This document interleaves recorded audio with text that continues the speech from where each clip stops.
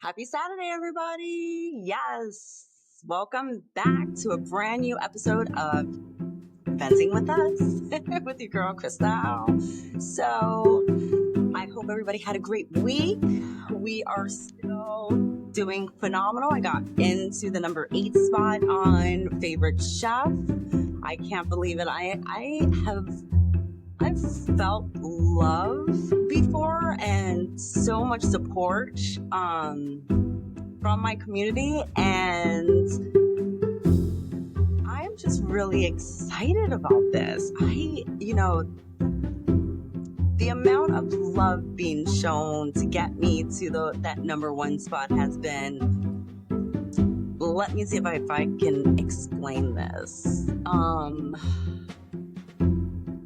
I felt love from everybody. You can feel it. People want me to win. It's just so amazing. I feel so blessed in my life.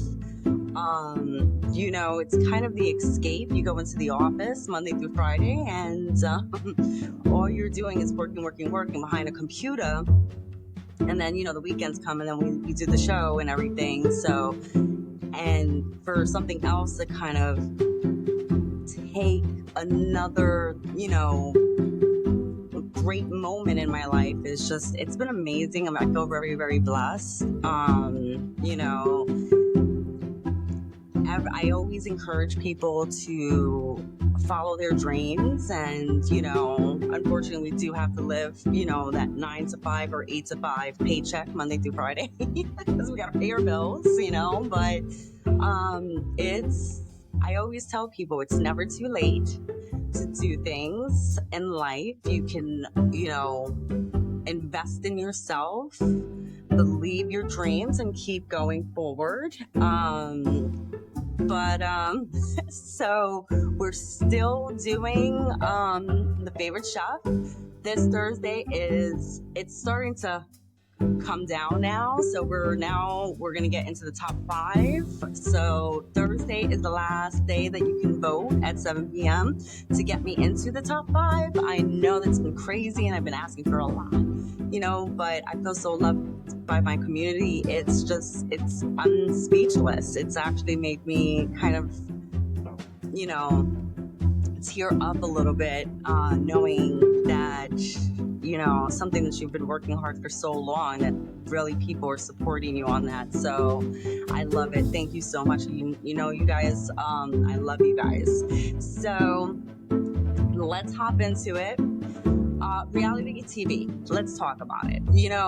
I think we've done almost a couple of different things on this show, with documentaries, which I am gonna actually follow up on those old episodes, because I think people need to know what the follow-ups are. We talk about it and then it kind of goes away. So this is gonna be my first attempt. I'm really gonna do my homework to do this. So, but let's talk about reality TV for this episode. I'm a reality TV junkie. I love all of the Bravo stuff. This is not a surprise to anybody. Because I was watching a documentary, I was watching the show about Jen Shah, who is currently serving prison for wire fraud and a telemarketing scheme. So I was really intrigued after I watched the documentary to watch the show. Now, I had been wanting to watch the show for a long time, but I was like, there's so many franchises to the Housewives.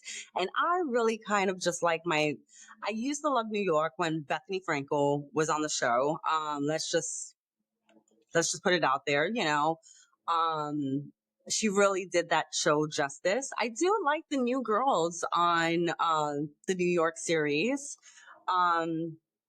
But I do love my Beverly Hills and OC. Those are the 2 main ones that I do watch. I don't watch Atlanta anymore. It's just gotten too crazy. So I got kind of sucked into Housewives of Salt Lake City. Now, I'm disgusted. I'm a little disgusted because, first, let's explain about Jen Shaw. Jen Shaw, in January 2023, a New York judge sentenced Shaw to 6.5 years in prison, pleading guilty. She pled guilty to the telemarketing fraud scheme that targeted the elderly and others, but she was able to get her sentence reduced. So she will be out by November 3rd, 2026. I've seen a couple of different dates, but I know it's in 2026.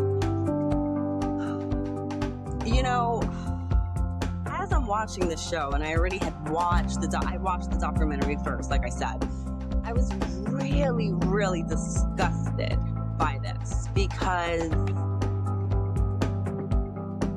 knowing what I had known before watching the show, and I'm only on season, and what season am I on right now? I'm on season 2 right now. I'm watching the reunion, which is crazy because I have so many unanswered questions that I have, and I'm hoping that Andy Cohen will actually ask those questions. But I'm watching this whole show play out, and I'm seeing her spend all of this money. And at one point, I got so emotional because you're taking advantage of elderly people who can't barely survive out there. You know, they're living off their Social Security, their life savings, and she's just taking from these people. And it broke my heart. You know, I'm not saying it's not okay to live a lavish life. If you are able to do it and you've worked hard to provide yourself with those needs, I completely understand her side as far as trying to support her family and everything, but we got to do it the right way, obviously. But as I see her spending and driving Porsches, and I just became more and more sick of it. And you know, a lot of the cast members were saying something's not right, something doesn't add up, how does she make her money? You know, honestly, at the end of the day, it's no one's business how she makes her money, because I still believe in the end, this would have came back to haunt her, even if this wasn't, you know, put out there on TV. But which is one thing that came out that was good, because this probably would have been a longer process for the FBI and you know, the cops. Oof, I'm sorry, my eyelashes are not cooperating today.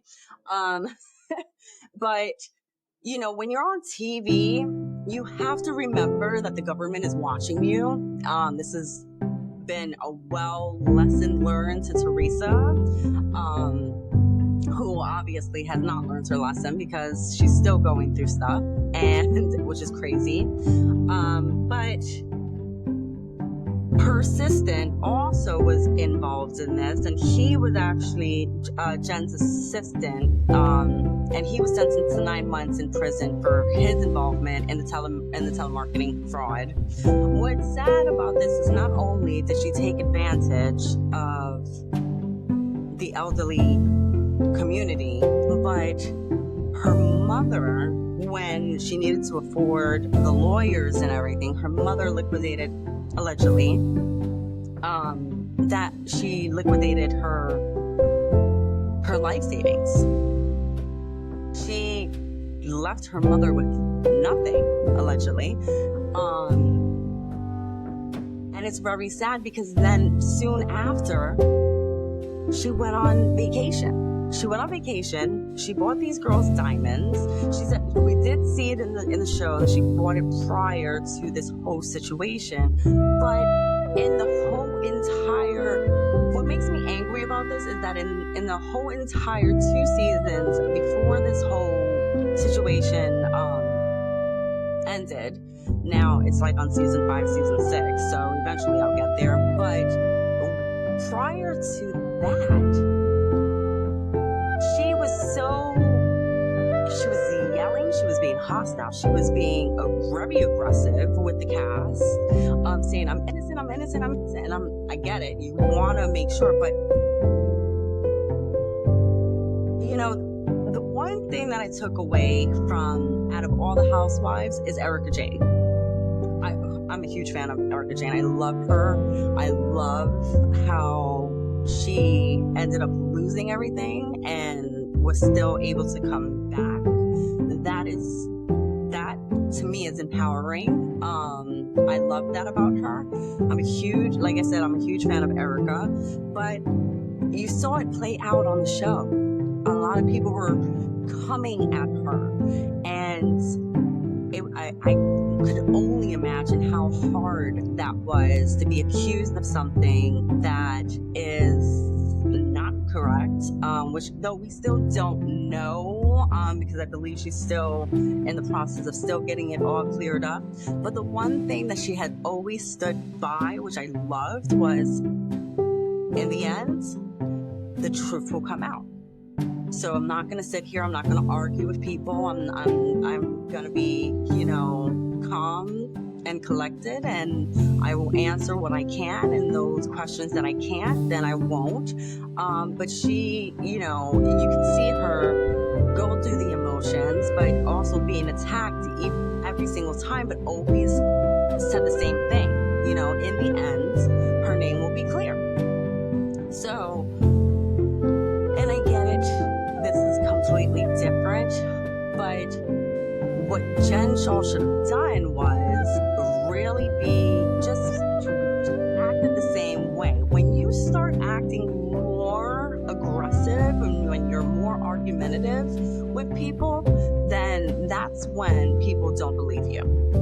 That's when you know someone's hiding something and there's more to that story, because people that know what's true don't act like that. That's like someone coming to me and saying, oh, you're not a medical biller. And I'm trying to argue with you that I am a medical biller, and I do it Monday through Friday. But, I'm just like, okay, it is what it is, but here's my proof. Here's all my W-2s. Here are my taxes. Here's my proof that I do work for a living. You can't say that I don't work for a living. You don't know me. So with Jen, and I'm using that as an example, what Jen Shah should have done was the same thing as what Erica did, was just, the truth will come out. You keep accusing me. I understand you have questions. There's certain questions I'm not going to be able to answer for you because of this case. And then there's questions that I may answer. But the fact that it seems so manipulated, you can see this is exactly how she construed her business and how she was able to take money from these elderly people and charge their credit cards and put them into debt.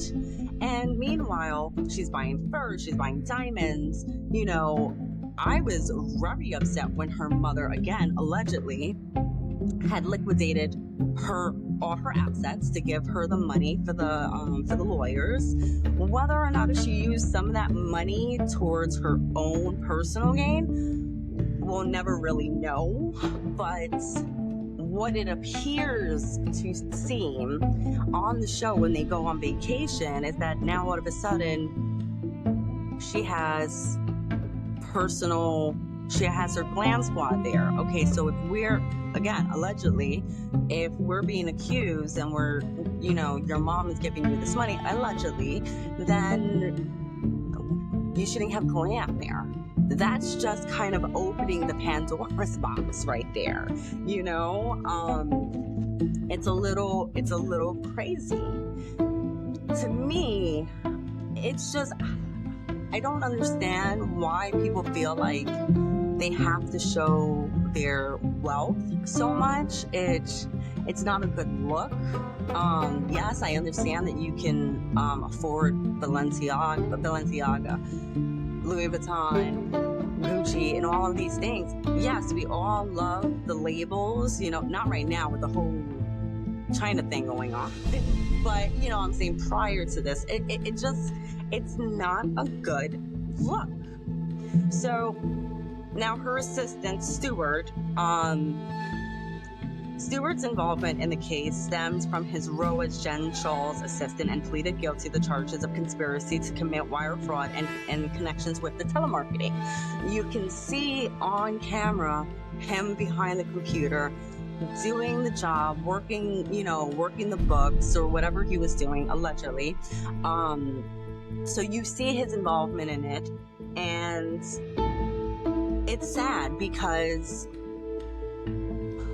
you would hope that people would not do this, but this is not the first time that we are hearing about this at all. Every episode was kind of a build-up to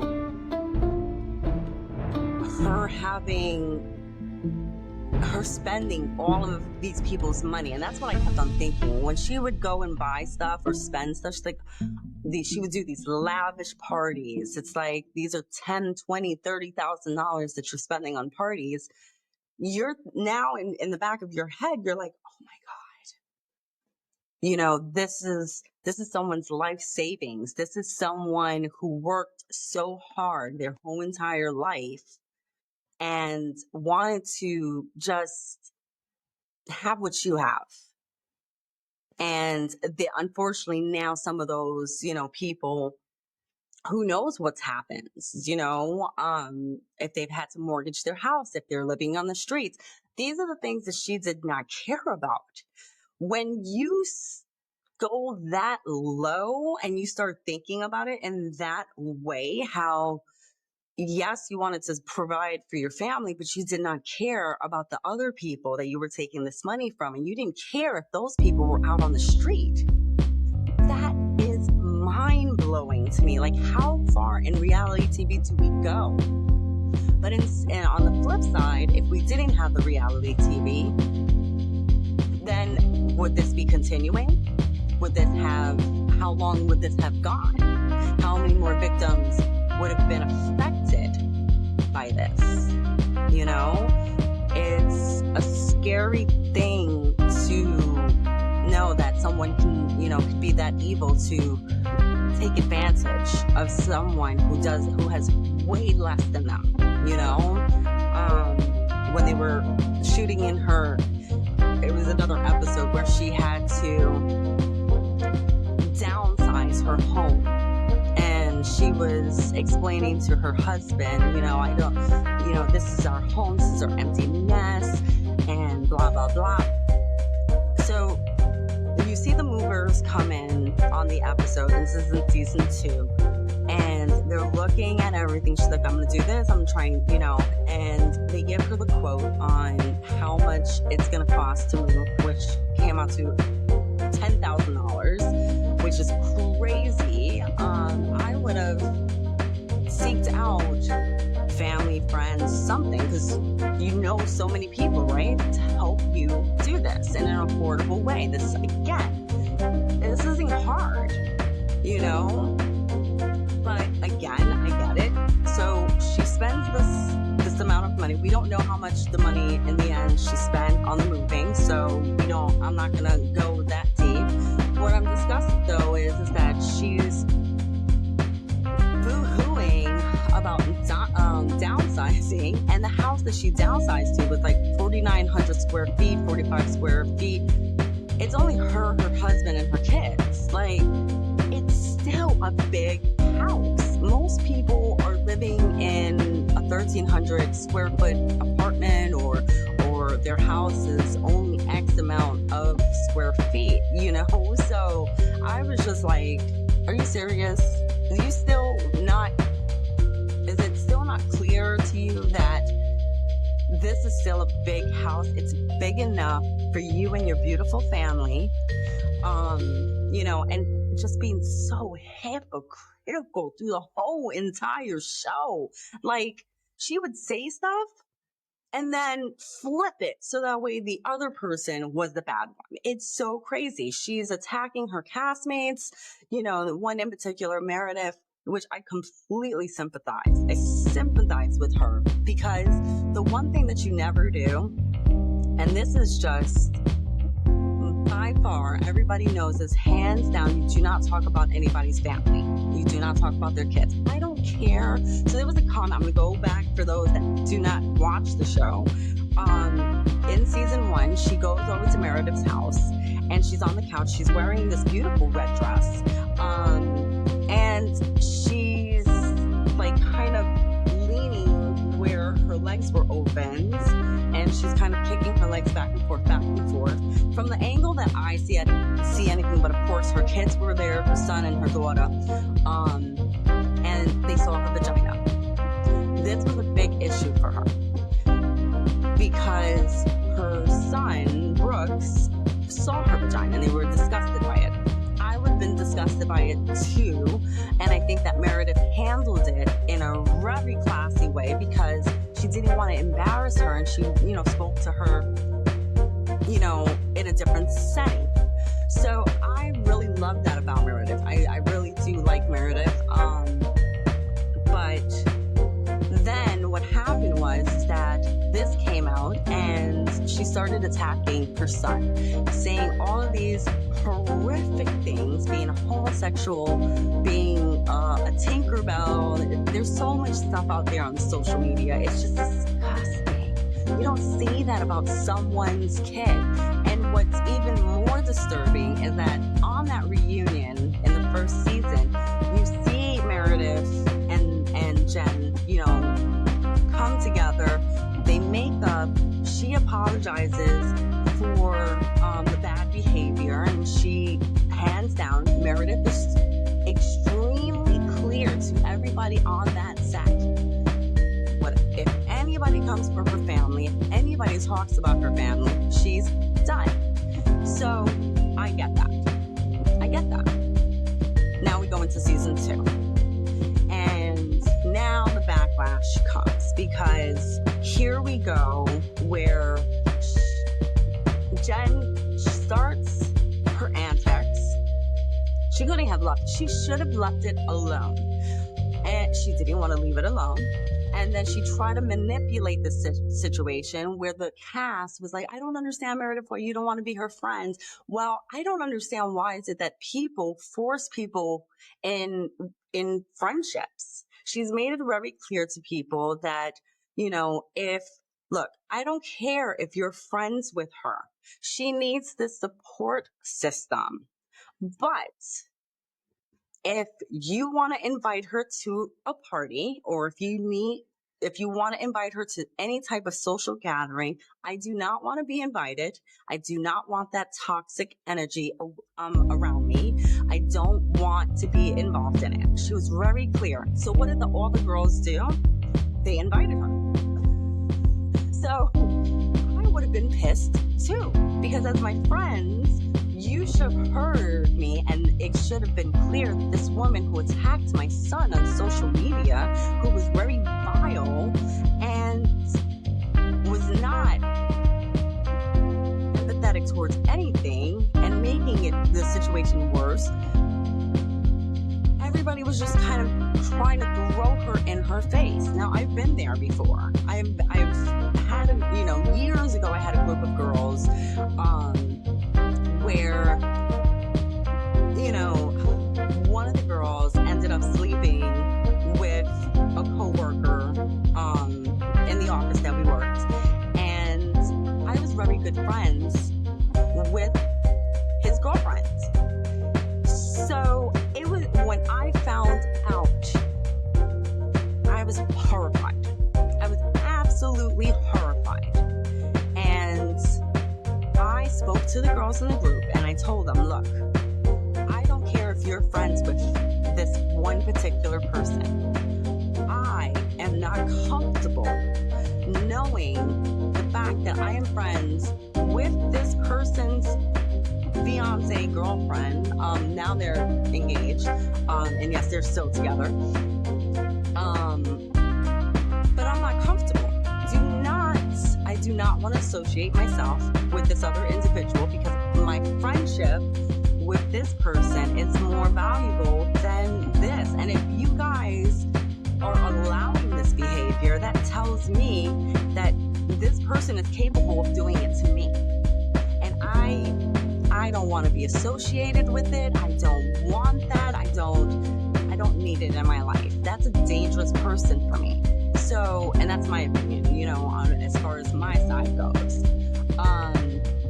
So I understood where Meredith was coming from, and I didn't understand why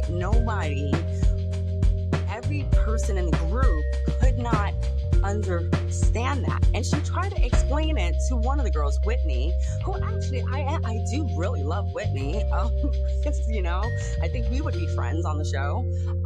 But then there's certain things about Whitney that I don't like, but from what it appears to me is that sometimes it's just not clear enough speaking to her.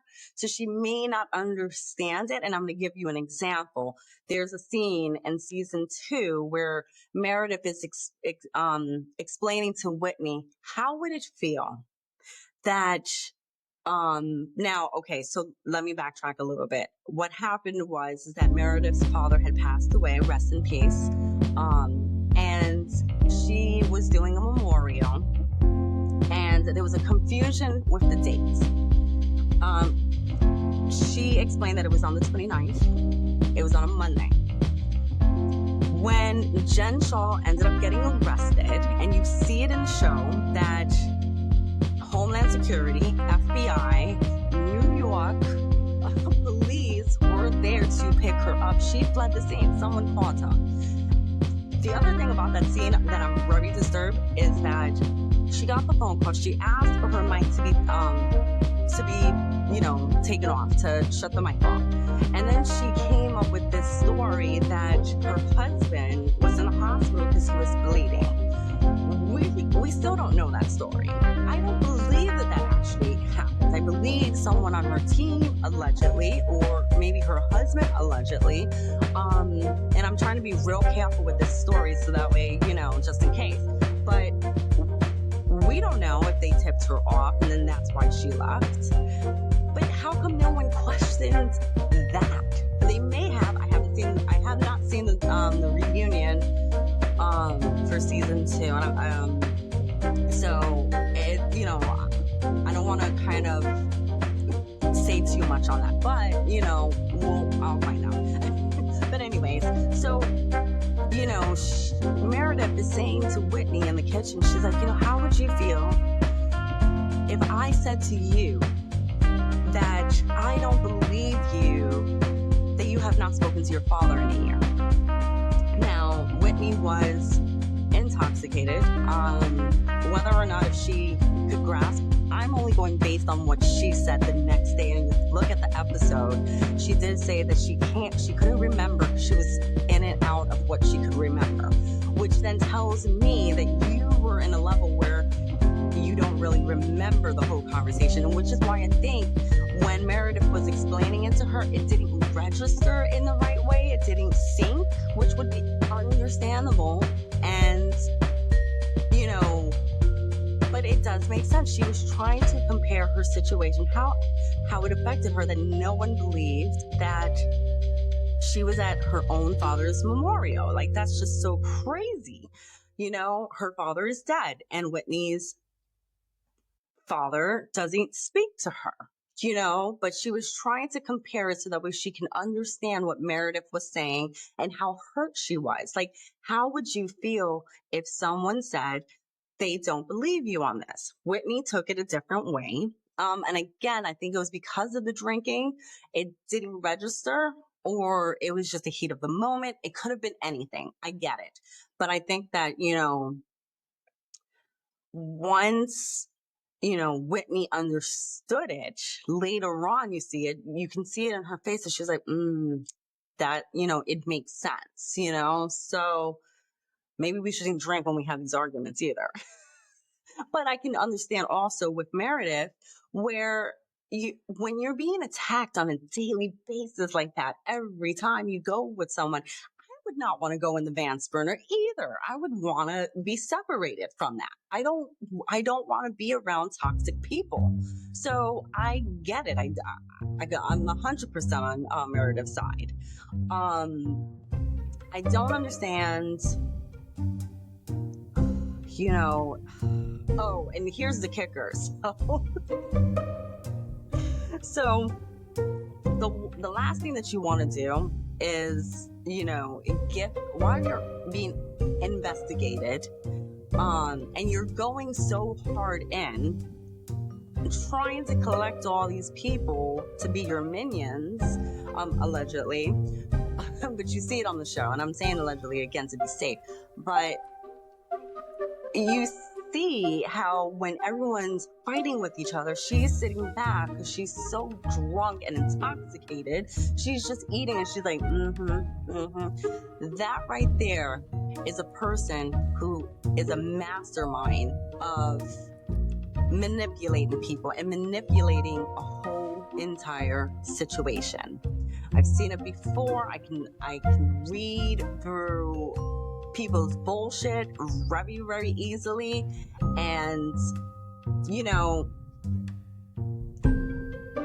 it's so wrong. It's so disgusting on her behavior, but also sitting there and gifting people necklaces, which was a great idea. I'm not taking that away from her. She bought them these beautiful necklaces that were snowflakes, and then they had diamonds on them. So now here's the problem that I have with that, though, because when you're being investigated by the FBI and Homeland Security, that's something that you don't want to continue to show that you're spending money. These are things that we saw when Teresa was doing it. She was spending a lot of cash. She was going through the money, and she was still doing it. And I don't understand, how people can think, but she really believed that she was, I just spit. I saw my whole spit. Sorry, guys. But I don't know. You would think, just common sense, you would be extra, extra careful. It doesn't make sense to me. It doesn't make sense. So here's the kicker on this. So Jen Shah currently, like I said, she's in jail. She's serving time, and she won't be out till next year, 2026, which I think I think that was not long enough for what she did. I think she should have served more time. I don't think that I think if this would have been anybody else that was not famous, they would be serving those 20 years for wire fraud. So, and you see it. We just got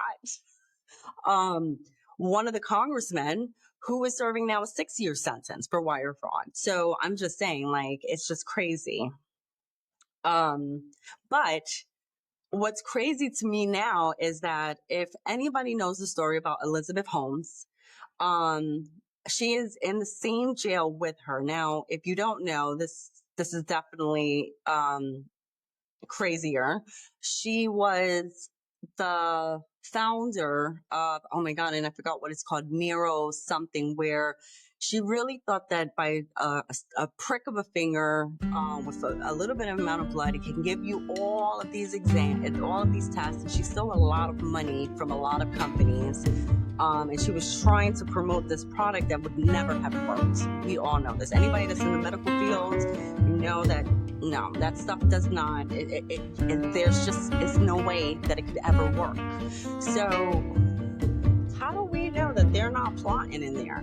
You got two really smart people, and you see them talking, because I've seen the pictures of them too. So yeah, that's just asking for trouble. So who knows what they're talking about? My God, it goes so fast.